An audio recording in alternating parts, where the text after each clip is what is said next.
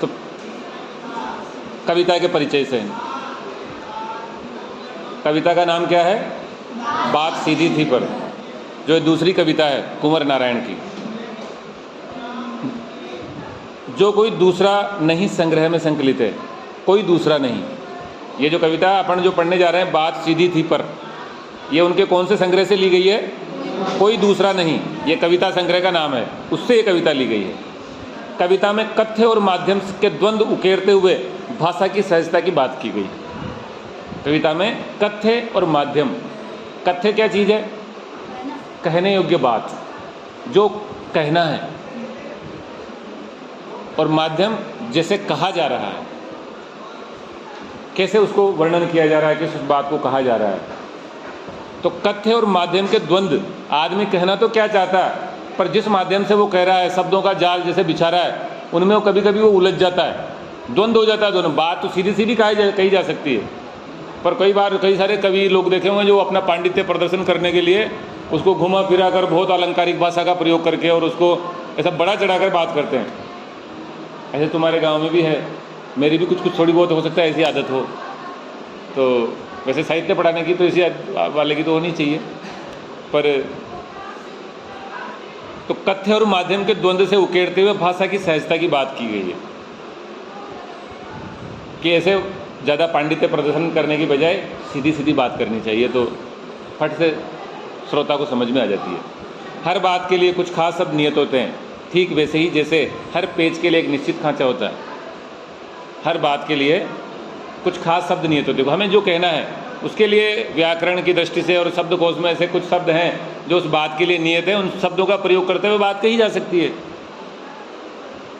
लेकिन कैसे? जैसे अपन स्क्रू कसते ना कहीं, एक तो होता है कील और एक होता है स्क्रू। स्क्रू में तो क्या होता है? आटे रहते हैं, ऐसे पेंच बने हुए होते हैं, उसको कसा जाता है पेचकस से, और कील को हथौड़ी से ठोका जाता है। तो कील को तो ऐसे वैसे हिलाकर थोड़ा सा खींचेंगे तो वापस निकल जाएगी, लेकिन स्क्रू टाइट होता है वो, क्योंकि वो जो आटे होते हैं ना उसमें पेंच, उससे उसकी पकड़ मजबूत हो जाती है। हाँ, तो वो कई बार बार भी काम आता है। उसको वापस खोल लिया, फिर कस दिया, फिर खोल लिया, फिर कस दिया। कील को एक बार निकाल लिया तो उस खांचे में दोबारा नहीं ठुकती हो, फिर तो वो बार बार उसमें से निकलती रहती है। कील को आपने एक बार ठोक दिया और निकाल लिया, फिर नहीं ठुकेगी वो, फिर तो ढीली हो जाती है। लेकिन स्क्रू को तुमने 10 बार खोल के 10 बार कसोगे तो भी काम आता है। तो ये अंतर होता है। तो जैसे एक खांचा होता है, जैसे गिट्टी ठोक दिया अपन दीवार में, कभी कील वो लगाना होता है ना कुछ, तो गिट्टी ठोक कर उसमें स्क्रू कस देते हैं तो वापस खुल भी जाता है, फिर लग जाता है। लेकिन आपने उसमें कील ठोक दी तो वो गिट्टी खत्म हो जाती है। तो वो अंतर है। तो प्रत्येक के नाप का होता है, खांचा नाप का होता है, उसमें उस स्क्रू को कस दिया जाता है। लेकिन ज़्यादा कसेंगे तो क्या हो जाएगा? आटे स्लिप हो जाएंगे, फिर वो घूमने लग जाएगा, फिर हो जाता है फिर वो नट। हाँ, जैसे अभी कोई बोल्ट है, नट है, आप उसको हद से ज़्यादा कस रहे हो, पाना लगा के दबा रहे हो, तो फिर आटा स्लिप हो जाता है, चूड़ी मर जाती है, चूड़ियाँ मर गई। तो चूड़ी मर गई तो फिर वो फिर कसाता नहीं है, फिर वो कील की तरह हो जाता है। फिर तो वो एक बार काम में लेना तो ठोक दो, बात खत्म, फिर कील होगी। अब तक जिन शब्दों को हम एक दूसरे के पर्याय के रूप में जानते रहे हैं, उन सबको भी उन सबके भी अपने विशेष अर्थ होते हैं। जैसे साहित्य में, शब्दकोश में कई सारे ऐसे शब्द हैं जो एक दूसरे के पर्यायवाची के रूप में काम में आते हैं, पर वो अपने अपने कुछ विशेष अर्थ भी लिए हुए रहते हैं। हर पर्याय को हर जगह फिट नहीं किया जा सकता, और हर एक शब्द का कई अर्थों में भी प्रयोग होता है। जैसे शब्द शक्ति का भी मैंने कल उदाहरण दिया था तुम्हें। लक्षणा, मोहन तो गधा है, तो गधा शब्द तो गधे के लिए ही काम में आ रहा है, पर मोहन गधा है, इसका मतलब उसका अर्थ गधा जानवर नहीं निकल रहा है, उसके लक्षणों के आधार पर लिया जा रहा है। अच्छी बात या अच्छी कविता का बनना सही बात का सही शब्द से जुड़ना है। अच्छी बात या अच्छी कविता का बनना सही बात का सही शब्द से जुड़ना होता है। मतलब उचित जगह पे उचित शब्द का प्रयोग हो तो वो वाक्य, बात अच्छी तरीके से कही जा सकती है। लेकिन उसमें आपने बहुत ज़्यादा अलंकारिकता और साहित्यिकता घुसेड़ दी तो फिर वो बिगड़ जाती, फिर दोष उत्पन्न हो जाते हैं उसमें। तुम्हारे सिलेबस में भी है गुण और दोष, तो कई प्रकार के अश्लीलत्व दोष और पता नहीं कौन कौन से च्युत संस्कृति दोष, ग्राम्यत्व दोष, ऐसे कई सारे दोष हैं जो फिर अपन पढ़ेंगे उनमें। तो ऐसे दोष आ जाते हैं। और जब ऐसा होता है तो किसी दबाव या अतिरिक्त मेहनत की जरूरत नहीं होती, बस सहूलियत के साथ होता है। जब सही जगह सही बात के लिए सही शब्द का प्रयोग होता है तो फिर ज़्यादा अतिरिक्त मेहनत या दबाव बनाने की जरूरत नहीं पड़ती समझाने के लिए, और बहुत ही आसानी से और सरलता के साथ उस बात को समझाया जा सकता है। लेकिन यदि आपने उसमें ज़्यादा पांडित्य घुसेड़ दिया तो फिर वो बात फिर उलझती जाती है। अपन को लगता है कि यार मैं जिसको जो कहना चाह रहा हूँ वो उसके समझ में आ नहीं पा रहा है, फिर अपन उसको समझाने के लिए और ज़्यादा प्रयास करते हैं तो फिर और ज़्यादा उलझती है। फिर समझते कि मैं इसको समझा के रहूँगा तो फिर वो और ज़्यादा उलझ जाती है, थकार के परेशान करके फिर उसको आप वहीं लिपापोती करके, जैसे वो चूड़ी मर गई तो हथौड़ी की देर ठोकी और बात खत्म। भाई वो पहले तो उसको स्क्रू को बढ़िया टाइट कसना चाह रहे थे, लेकिन वो टाइट कसते कसते उसकी चूड़ी मर गई, तो फिर क्या है, फिर तो हथौड़ी की दे दुआ के ठोकर बात खत्म। फिर न तो उसमें पकड़ रहती वो और न वो कसावट रहती है, कुछ नहीं रहता। फिर वो एक कील बन गया, बस खत्म। बाहर से तो लगता है ठुक गई, पर वो वाली बात नहीं रहती जो अपन जिसके लिए अपन उसका इस्तेमाल कर रहे थे। तो अब आ जाते हैं कविता पर। कविता के बहाने पर बात सीधी थी पर, तो बात सीधी थी पर एक बार भाषा के चक्कर में जरा टेढ़ी फंस गई। भाषा मतलब अच्छी श्रेष्ठ साहित्यिक पांडित्यपूर्ण भाषा प्रदर्शन के चक्कर में बात सीधी थी पर एक बार भाषा के चक्कर में जरा टेढ़ी फंस गई। उसे पाने की कोशिश में भाषा को उल्टा पलटा, तोड़ा मरोड़ा, घुमाया फिराया कि बात या तो बने या फिर भाषा से बाहर आए, लेकिन इससे भाषा के साथ साथ बात और भी पेचीदा होती चली गई। तो बात तो सीधी सी, कवि कह रहा है कि बात तो सीधी सी थी और उसको बहुत सरलता से कहा जा सकता था, पर भाषा के चक्कर में, मतलब अच्छी भाषा का प्रयोग किया जाए, अच्छे अलंकारिक शब्दों का, अच्छी साहित्यिक भाषा का पांडित्यपूर्ण प्रदर्शन किया जाए।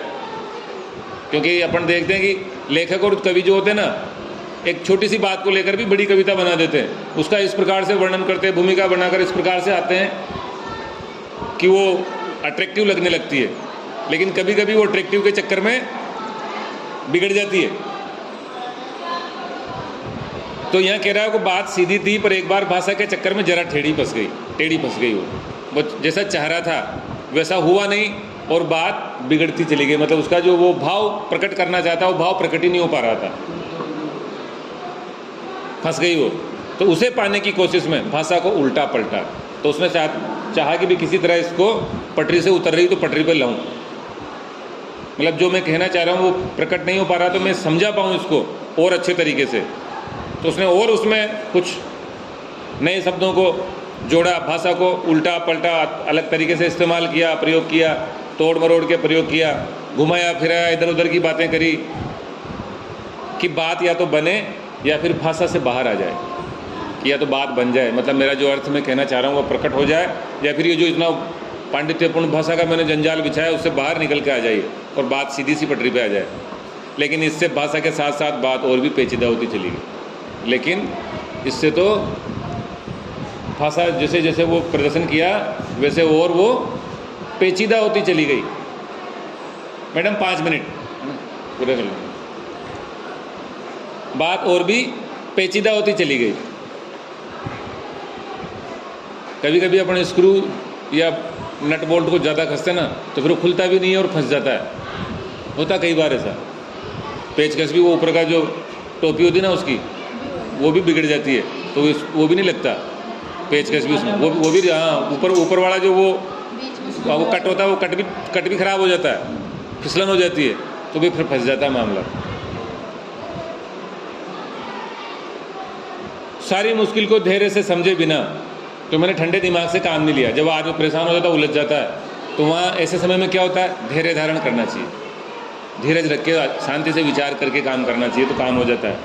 लेकिन जब सामने कोई श्रोता खड़ा हो, ऐसी स्थितियाँ हो, तो हर धैर्य धारण करना हर किसी के बस की बात नहीं है। अगर सामने 25 लोग, 50 लोग, 1000 लोग सुनने वाले खड़े हैं, आप कोई बात कहना चाह रहे हो, मंच पे आप खड़े हो, तो वहाँ धैर्य रहता है, घबरा जाता वहाँ तो आदमी, मेरे को बिगड़ी बात, तो बात बिगड़ने के डर से हाथ पाँव फूलने लगते हैं, कांपने लगते हैं, और जैसे ही हाथ पाँव फूले कांपे और मामला और गड़बड़ होता है, फिर उसको बुद्धि काम करना कम कर देती है। जैसे कभी कभी तुम्हारा हाथ पाँव फूले होंगे, कभी मोटरसाइकिल चला रहे हो, कार चला रहे हो, सामने से कुछ ऐसा हो गया तो हाथ पाँव फूल जाते हैं, रोंगटे खड़े हो जाते हैं और अब मरे। तो उस घबराहट में कभी रेस दब गई, कहीं रेस खिंच गई, ब्रेक की जगह क्लच दब गया, तो गाड़ी फ्री होकर ज़्यादा दौड़ने लगी, पता नहीं क्या होता है, वो हो जाए जो ही सासल है। तो यहाँ भी लेखक कवि कह रहा है कि सारी मुश्किल को धैर्य से समझे बिना मैं पेंच को खोलने के बजाय उसे बेहतर है कसता चला जा रहा था। खोल नहीं रहा था और उसको और कसता ही जा रहा था, जबकि वहाँ धैर्य से समझकर उस बात को वापस डैमेज कंट्रोल करना, मतलब जो ज़्यादा उसको गहराई में ले गए थे उसको वापस बाहर निकालना, सरल शब्दों का उपयोग करते उसको बाहर लाना, ये प्रयास तो नहीं हुआ और वो उसको और कसता चला गया, मतलब और ज़्यादा अच्छे अलंकारिक शब्दों का और ज़्यादा कठिन जटिल शब्दों का प्रयोग करता चला गया, जो सामान्य श्रोता के समझ में नहीं आए। लेकिन श्रोता तो सोचते कि यार वाह क्या विद्वान है यार, किसी शब्द का प्रयोग कर रहा है, तो वो कहता है वाह वाह खूब, क्या तालियां, तो वो और उसका उत्साह बढ़ता है। उसने सोचा कि अब ये तालियां हैं, अब क्या होगा मेरा, अभी तो लोग अगर बात बिगड़ गई तो यहाँ हंसेंगे सब। अगर किसी को थोड़ा बहुत सम्मान मिल जाता ना, तो वो सम्मान की भूख बढ़ती जाती है, और मिले और मिले, मेरे को ऐसा कैसे कह दिया यार, मेरे को ये छोटी मोटी चीज़ हूँ क्या, होता ना। जिस आदमी का समाज में थोड़ा बहुत सम्मान, उसकी पूंछ हो जाए, पूंछ का ही लफड़ा सब। हनुमान की पूंछ में लग न पाई आग, रावण ने कहा कि इनकी पूंछ जला दो। पूंछ जलाने का मतलब आदमी की जो वो रेपुटेशन होती है ना, वो पूंछ, वो भी पूंछ ही होती है। एक तो बानर की पूंछ है, एक आदमी की भी पूंछ होती है। समाज में इसकी कितनी पूंछ है, वो भी पूंछ है। जब वो पूंछ खत्म हो जाती तो वो आदमी किसी काम का ही नहीं रहता। अरे कोई पूछे ही कोई नहीं आजकल, बड़ा दुखी होता है, हमारे तो कहीं पूछ ही कोई नहीं। तो वो अब उसने सोचा कि वो जो रेपुटेशन बन गई, सब श्रोता बने हुए और वाह वाह हो रही है, अगर बिगड़ेगी तो गड़बड़ है।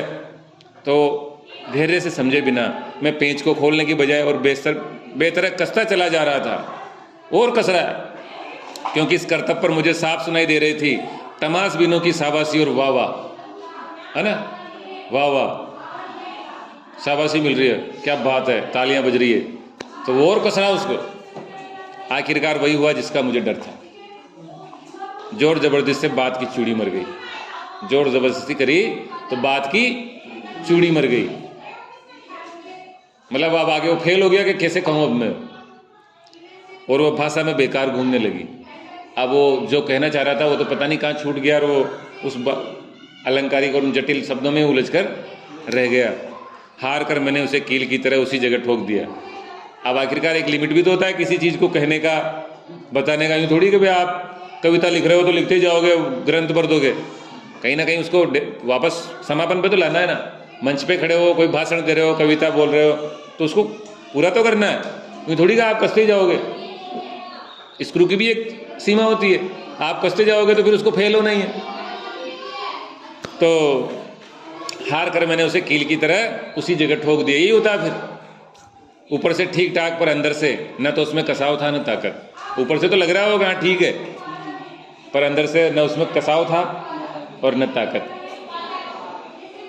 बात में जो एक शरारती बच्चे की तरह मुझसे खेल रही थी, जो बात जिसको मैं कहना चाह रहा था वो बात मेरे मजे ले रही थी।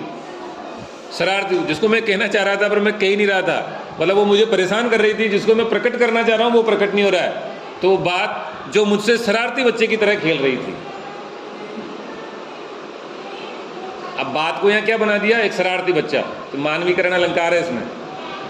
बात तो एक तो जड़ चीज है, कोई उसका मूर्त भाव नहीं है, लेकिन उसको यहाँ एक शरारती बच्चे का रूप दे दिया है, तो उसको मानवीकरण कर दिया। उसका तो मानवीकरण अलंकार है इसमें। तो बात ने जो एक शरारती बच्चे की तरह मुझसे खेल रही थी, जैसे बच्चा खेलता है वैसे मुझसे पसीना पहुँचते देखकर, मुझे पसीना पहुँचते देखकर पूछा। तो वो ऐसा पसीना हो जाता है जब आदमी कहीं मंच पे अटक जाता ना, तुम्हें तो शायद उसका भी अनुमान नहीं है। कभी प्रार्थना में आकर बोला करो, भाषण दिया करो, कुछ कविताएं बोला करो, याद मेहनत करके लाया करो, फिर तुम्हें उस चीज़ का अनुभव होगा कि वहाँ कैसा लगता है। जब अपन तैयारी करके आए और भूल गए तो पसीने आ जाते हैं। जिसके अंदर थोड़ी उस शर्म गैरत होती है ना, उसके तो आ ही जाते हैं, और जो नक्तोजा होगा तो कहीं नहीं हो,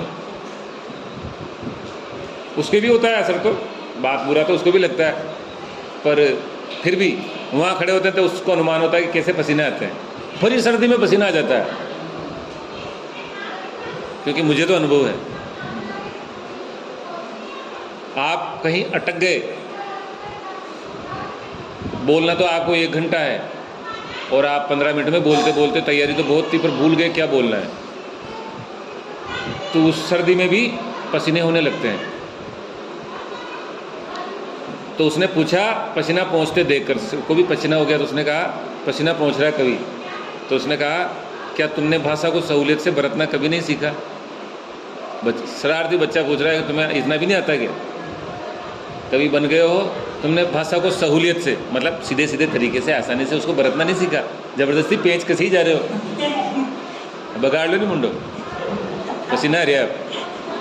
तो उसने उसका मजाक उड़ाया। उसने पूछा कि क्या तुमने भाषा को सहूलियत से, मतलब बात का सार ये है कि बात को सीधे सीधे सरल सरल शब्दों में प्रकट किया जा सकता है, और जितना कसना चाहिए उतना ही, हाँ उतना ही कसना चाहिए। ज़्यादा कसोगे तो का ही जाता है। अगर वीणा के तार को ज़्यादा खींचते तो वो भी टूटता ही है। तो अति तो सर्वत्र वर्जियत है, तो ज़्यादा किसी बात को घुमाना फिराना वो भी अच्छा नहीं है। सरल भाषा में बात को कहना चाहिए। इसमें और जगह भी अलंकार मिल सकते हैं अपन को। देखो अब अनुप्रास अलंकार तो ऐसा है जो हर कविता में, हर पंक्ति में अपन को ढूंढ लेना चाहिए, कहीं ना कहीं मिल ही जाता है, क्योंकि वर्णों की आवर्ती अक्सर करके कवि वाक्य में होती है, तो ढूंढोगे तो मिल जाएगा। और साथ साथ शब्द आया कि इसमें, तो वहाँ कौन सा अलंकार है? जब जुड़वा शब्द आते मैंने बताया तुम्हें, और याद करो, पुनरुक्ति प्रकाश अलंकार है ना। तो कील की तरह ठोक दिया, कील की तरह, स्क्रू तो है पर इस्तेमाल किसकी तरह?